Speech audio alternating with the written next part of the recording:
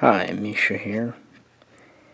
In this video, I want to talk about the cardinal sin of Milsurp, nay, the crime against humanity of Milsurp,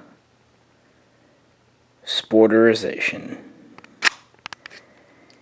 And before we get into the main gist, I have my two G43s, actually a G43 and a K43 out, because I want to talk about vet bringback, GI bringback guns, and a couple of things you can find on them that are to look for, but aren't really sporterization or negative modifications. And that's really what this video is going to be about. Modifications that people do to CNR Milsurp firearms. Which ones are tolerable, which ones you should look out for, and even a bit how to spot a gun that's not in original condition or configuration. So I have my K43 out. This is a Walther 1945. Probably should do a gun of the day on this because it's one of my prize pickups and I did it local. It has, like a lot of GK43s, a duffel cut right here. So only the last few inches of the stock were trimmed off, and this was done so that it could fit in a GI's duffel bag. And you're going to find a lot of duffel cut guns, especially ones from the European theater, so K98s. Now, on a K98, they are able to usually duffel cut it under the handguard retaining band, so it's not visible. Obviously, on a GK43, you can't do that. This one up front isn't all that bad. I've also seen them in the rear here, where they sawed them at the grip area. While that would not keep me from buying an otherwise nice gun because of the recoil force going here, it's a far less desirable place to have a duffel cut in a stock. So something to watch for. But really, if you see a duffel cut, that's a pretty good indication that it is a true bring-back gun. Because an imported gun, say from Century or PW Arms, why would it be duffel cut?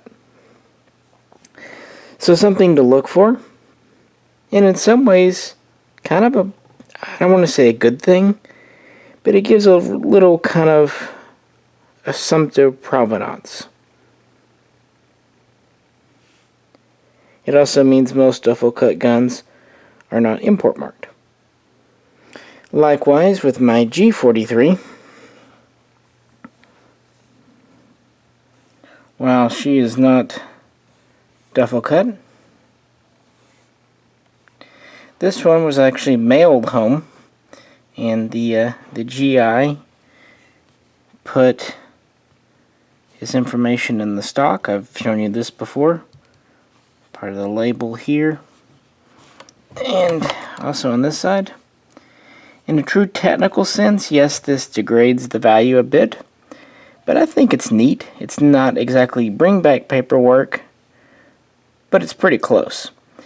And I am showing this to kind of talk about trench art or other GI artwork you can sometimes find on the stocks of guns. Honestly, in that case, when the stocks have been whittled on, it's usually a bored soldier just sitting in a trench or sitting on the deck of a ship. So sometimes you can find little carvings or notches in the gun.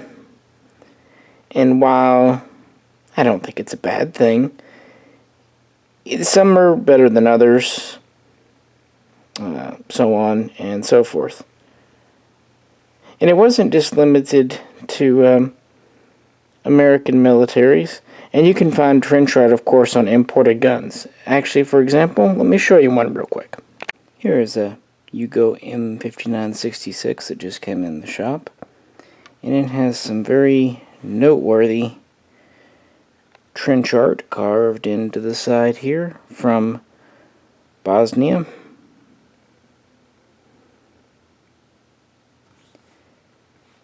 And while this was applied by the original soldier,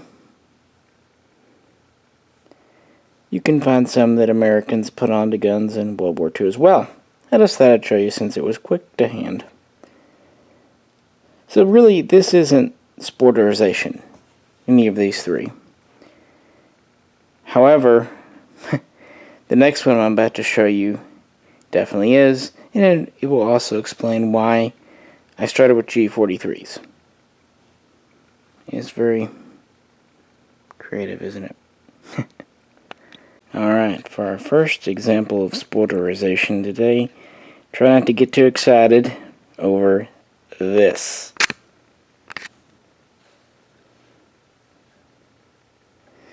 And that's not the amazing part. This is the amazing part.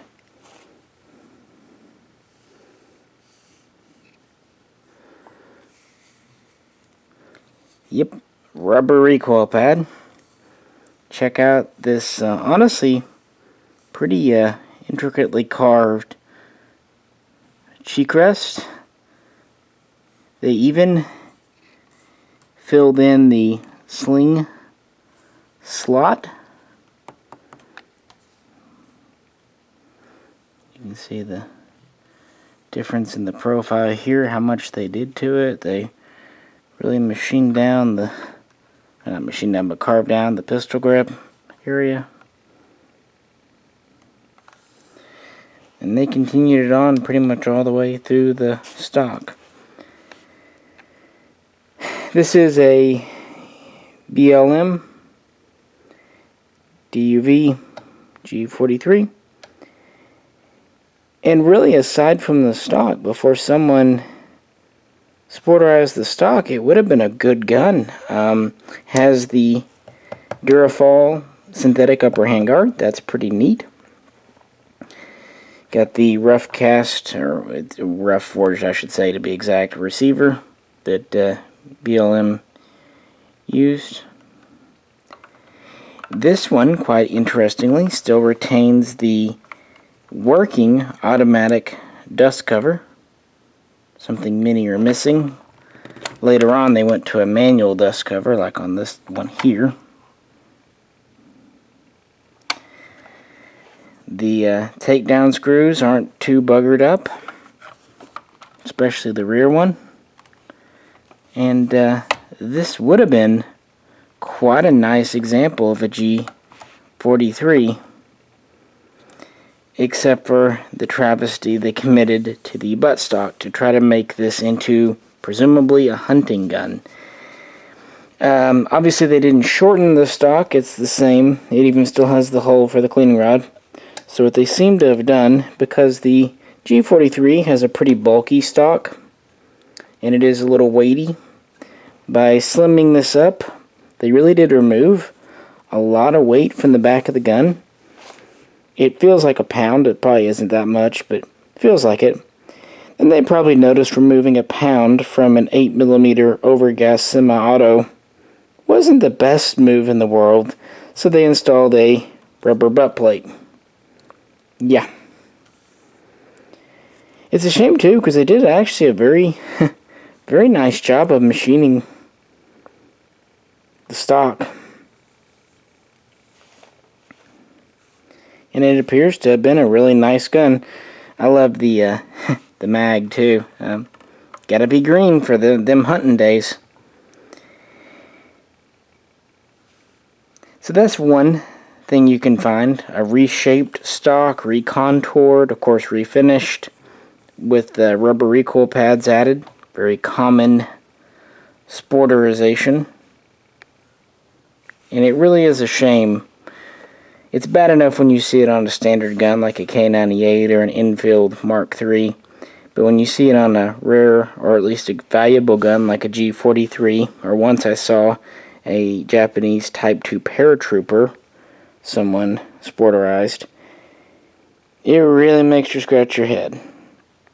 But sporterization, of course, takes many forms. So let's move on. When you hear the word sporterized, and really the most common ones you'll find, this is kind of what comes to light. Guns done up like this.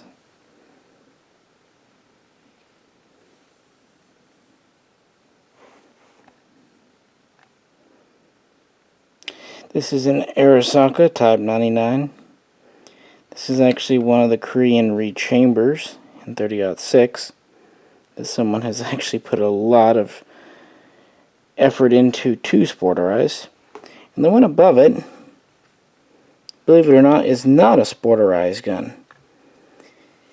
Even though it was heavily modified in Siam. This is a Siamese 6.5 Arisaka carbine that they converted for police to kind of look like an M1 carbine. But it shows you how even a carbine could be cut down, slimmed down. These are pretty neat little conversions they did. They even take M1 carbine oilers and slings. So not everyone you see cut back like this is necessarily a Bubba job or a FUD job, but most are. So let's look at this one. This one definitely is.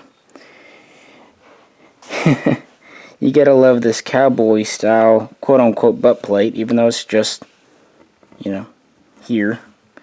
They inletted it. They sanded the stock down, glossed it up some. They turned down the bolt handle, which is something you often find on sporterized guns. Bubba loves to modify the bolt handles, so watch for that. Another one to look for is Bubba. Now this is the gas hole for the gun, but Bubba used to love to drill and tap the top of the receiver. They usually have a hole or two back here and a hole or two up here to put some red dot, not red dot, but some old school scope on. This one didn't do that, but they did bob the rear sight here. And they removed the front protectors here.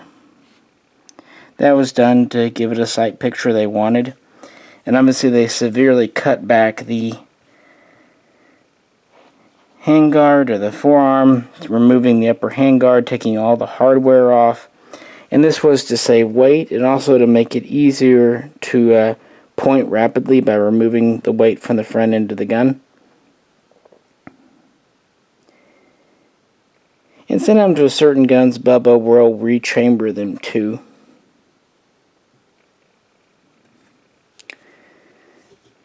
And those rechamber jobs can be pretty sketchy.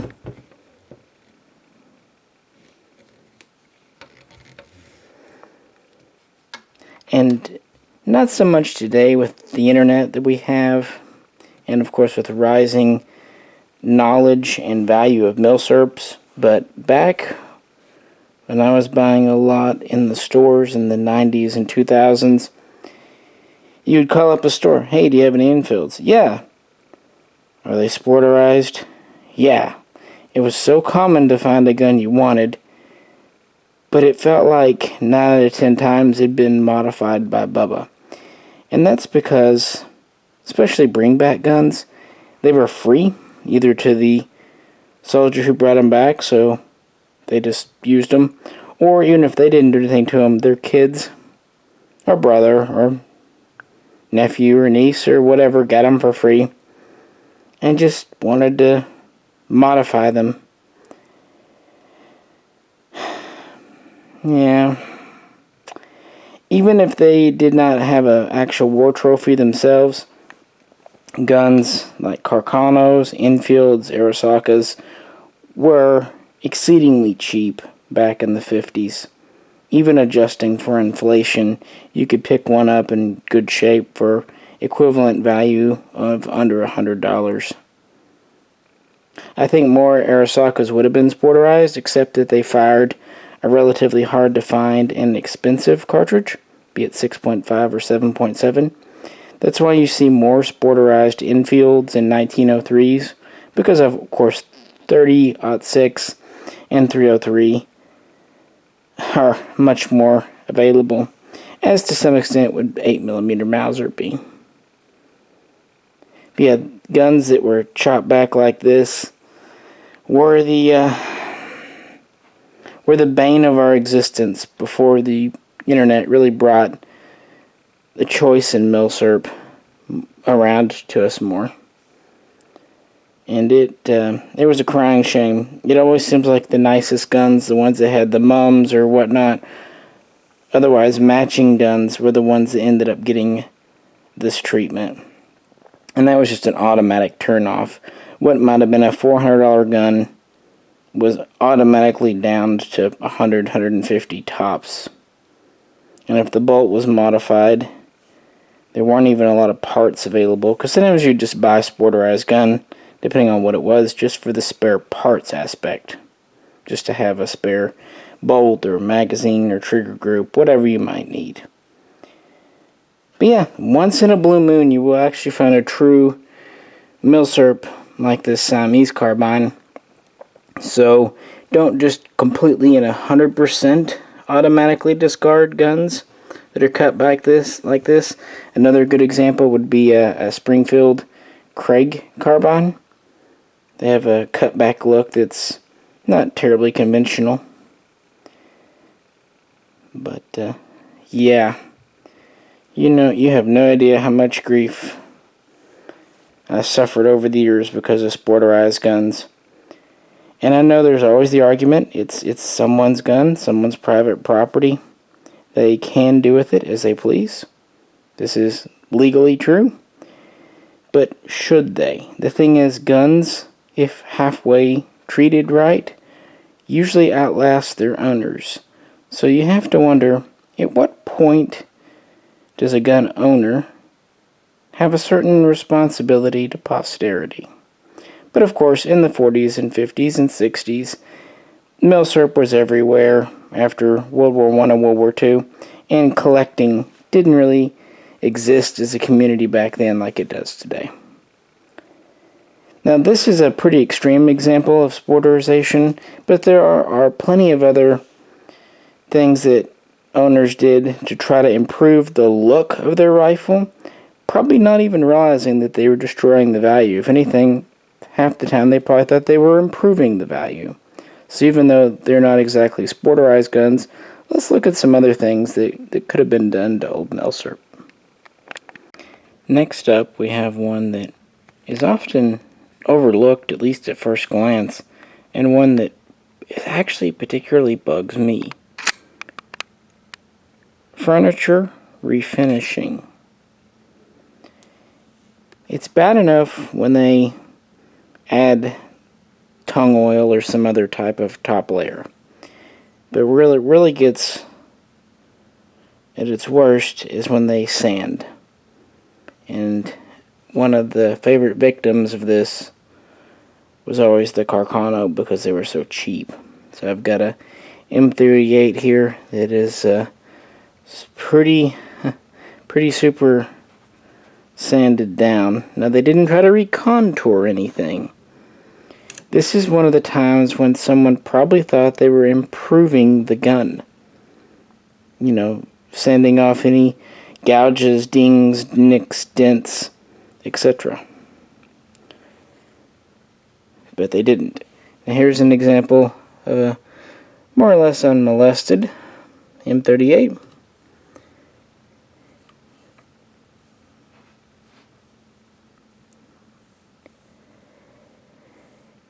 And what's particularly bad about on Carcanos, they have markings on the stock. And when you sand them, you obliterate. Or at least make the markings very shallow. Aside from just a too smooth finish, there are a few easy ways to tell if a stock's been sanded on. One are the finger grooves, the fuller grooves. If you look at this one, you'll notice they're quite sharp on the edges.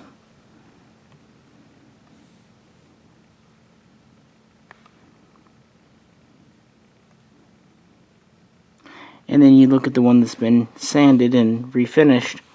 Notice how relatively shallow, especially on the edges, and how rounded the edges are. Very, very big telltale. Someone who's really good could actually sand it and then kind of recut it to make it sharp again. But one thing they really can't do, especially if they go real heavy on the sandpaper, is the metal fitment. You can tell by things like the barrel band, looking at how much metal is left over here versus here. Notice on the top here it's more or less flush with the wood,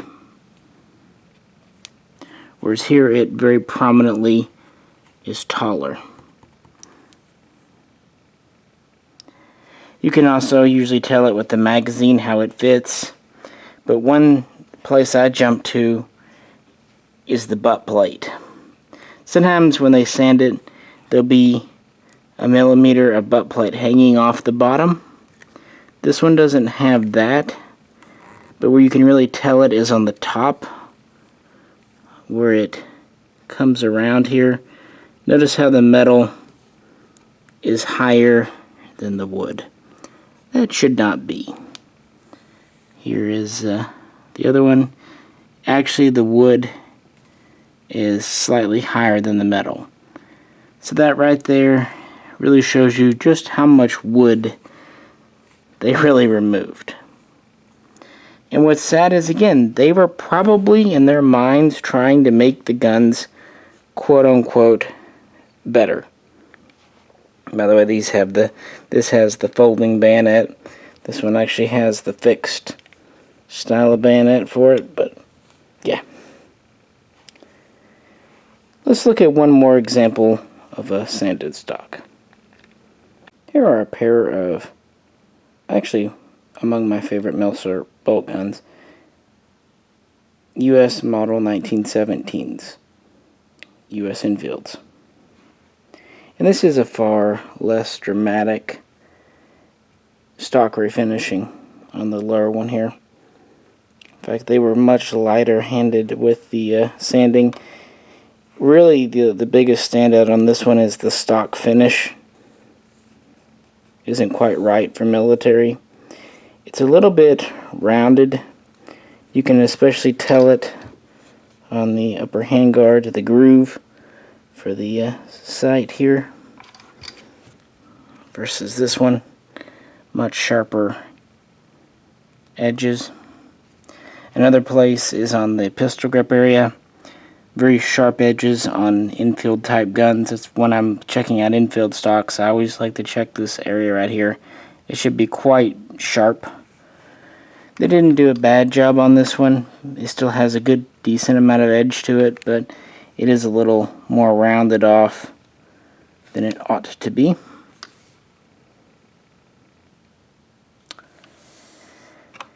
And honestly, and this is something to get at too with furniture, this is a 100-year-old gun. Furniture should look its age. I mean, it's great when you find one in great shape, but if something looks too clean for what it is, you really should look closer. I mean, there's a chance that it's original, but there's a better chance that it's been gone over, even if with the light hand, as on this one here.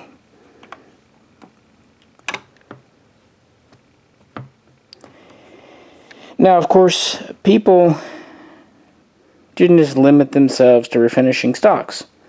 A lot of old guns were reblued. Now, I couldn't find an example around the shop here of a reblued gun because I really avoid them like the plague. The only thing worse is a drilled and tapped gun. But when you reblue, you blast off the original finish, and that has the extremely unfortunate effect of really, if not just obliterating the markings, making them very rounded and shallow. So when you're looking at a Milsurp gun, you should see how crisp the markings ought to be. And if they look too rounded, bubbly, yeah, it might have been refinished. Also, smaller markings like proof markings and things, Sometimes with the major markings, they took pains not to remove those, serial numbers included, but they sometimes got a little more zealous when it came time to other spots of the gun. And of course, commercial bluing is shiny, it's glossy, it's just a very blue. Whereas military guns, if they're not Parkerized outright, even if they're blued, it's a military type bluing. It should be appropriate. It shouldn't be as shiny, even a little bit rough. If you pick up a Milsurp and it has just immaculate bluing, really look into what you're getting. For example, some of the original Japanese Type 99 guns made in 1940 before the war really had nice bluing, like Series 35s. But most would not. They would just have your kind of dull, really non-reflective bluing. Another favorite thing, especially in the 50s, and especially with handguns, was nickling. That was just its thing back then. People loved to nickel guns, especially bring back guns that they considered trophies. They thought, hey, it's a trophy. Trophies should be shiny. Let's make this gun shiny. And some of them did a very good job. I mean, sometimes when they nickeled, they had the same issue with rounding off edges and obliterating or really making markings look shallow. But I had a Tokarev TT33 once that had been nickeled so well that even the small little proof marks were still visible. So they took great pains. When you run across a nickeled pistol, you really need to research, were those even made in nickel? And usually with military guns, the answer is no. Even if they did, you need to be careful.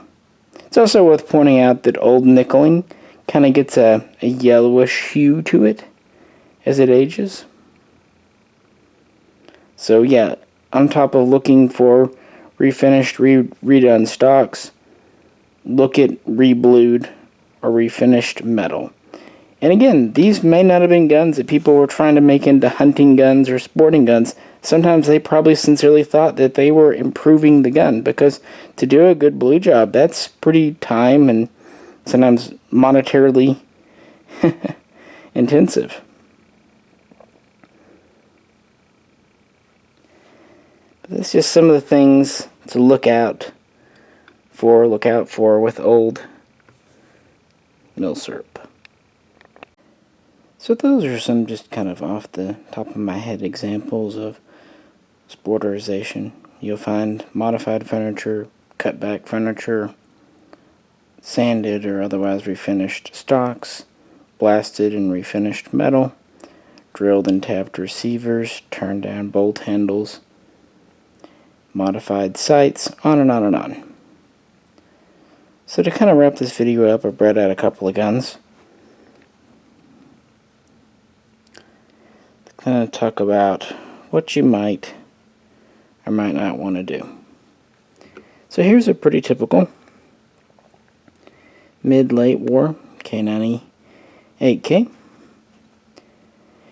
So let's say you find a nice K98K in a gun shop, but it's been sporterized, and you think, okay, I'll buy it. It's cheap. I'll just get a stock, and boom, I'm in business. I'm going to save money. Instead of spending over $1,000 for a unmessed with one, I'm going to buy a gun for $200 and then buy a stock for that, and bada boom. First off, finding stocks is never as easy as you think it's going to be. And usually you'll also need an upper handguard to go with it.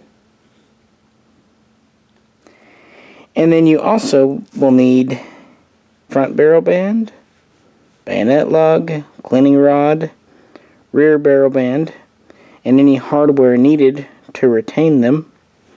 And does your sporterized gun have the correct butt plate? If not, has the stock been modified to the point where original will still fit, or will it not? Are any other small pieces missing? Because a lot of the guns used as hunting guns were not always treated the best. So what might have been a way to save money or a project usually ends up turning into a money pit, or the gun just sits in the corner as a sporterized gun and the work never gets done and that $200 was wasted. It's also worth pointing out, if you got a K98 like this, you could find a front barrel band and a rear barrel band, but for this exact model variant, these are stamp style. Would you be able to find that a right style of barrel band? Also, would you be able to find the right style and make of stock? That's where it gets difficult. And at the end of the day, even if you do restore it, you have a parts gun. And any person, expert, let's say, who knows how a gun should be configured, will spot it. I've seen more than a handful of K98s that were sporterized that were restored with Israeli K98 parts because they were available. And it was apparent. I mean, some of them even had the 7.62 burned into the bottom of the stock because they used an Israeli stock to restore it. Now, was it better to leave it as a sporter? No, it's probably still better to restore it if you have a stock. But is it really economically viable? That's the question you'll have to determine. And if a gun has been reblued, there's really no coming back from that. And if it's been drilled and tapped for a scope, there's only way to come back from that is to weld it up. And the only reason to do that is if it's an extremely valuable gun. In the end, you're really, with sporterized guns, better off either just accepting them as is, using them as a shooter or parts gun, as I mentioned earlier, or just ignoring them and holding out for an unmolested gun, especially when it's something relatively gettable, like a K98 or an Infield. I also brought out my Japanese Type 35 Arisaka. Now, everything I just said, throw it out the window, because for a gun like this, when they've made very few, and even fewer in the USA, you take what you can get. And I did do some restoration work on this one. When I got it, it was in a sporterized stock. It wasn't sporterized in the sense that it was cut back, but it was sanded and slicked up, so I had to get a new stock for it. I just waited.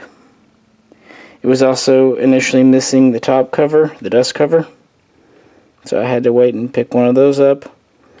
And as is common for Type 30s and Type 35s, it was missing the, I can't remember if it was the extractor or the ejector. Sometimes with these, even the whole bolt head is missing. And most of these old guns are missing the cleaning rod. So for something like this, and I'd wanted a Type 35 for ages, it was definitely a beggars can't be choosers situation. But when I say these are rare, I mean there are not that many in the US, a couple of hundred at most. Not even sure that many. Also in those instances, I don't mind using reproduction parts.